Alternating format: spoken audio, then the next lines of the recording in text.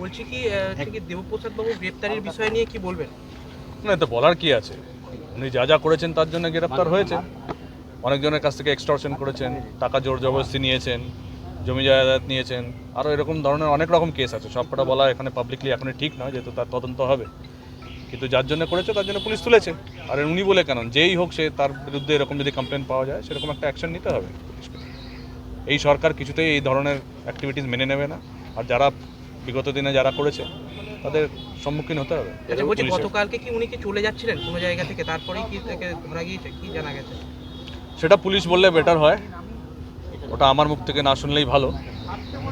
কিন্তু এটা আমি বলতে পারি, এরকম যত ধরনের লোক আছে, গুন্ডা, চোর, ছেঁচোর, ডাকাত, বিগত দিনে যারা ছিল তারা সব ভয়ে এদিক ওদিকই পালিয়ে বেড়াচ্ছে। এরকম অভিযান কি আরো চলবে আপনার? মানে এটা তো সরকারের অভিযান, এ তো করতেই হবে। আমাদের যদি পরিষ্কার করতে হয় পুরো সিস্টেমকে, এরকম ধরনের লোকদের ধরতেই হবে। না ধরলে তো এটা কন্টিনিউ করবে। তাদের যে টেন্টিকলস আছে তারা কোথাও না কোথাও এইসব করেই বেড়াবে দুর্নীতি। পার্মানেন্ট সলিউশনের জন্য চেষ্টা করছে সরকার। শোনা যাচ্ছে বাড়ির ভেতরে একটি গোডাউন রয়েছে আন্ডারগ্রাউন্ড। সে পুলিশ ঢুকবে তখন আপনারা দেখতে পাবেন, বুঝতে পারবেন, খবর পাবেন।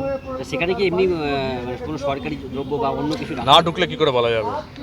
কিন্তু এরকম অনুমান করা যাচ্ছে যে খালি ওনার ওখানে নয়, ওনার আশেপাশে যারা থাকে বা ওনার সাঙ্গপাঙ্গ যারা, সেখানেও এরকম অনেক তথ্য আছে। তো সেটা পুলিশ খুঁজে বের করবে। সবার বিরুদ্ধেই আমরা তদন্ত করবো। যেখানে কারাপশন কেস আছে সেখানে তদন্ত তো হতেই হবে।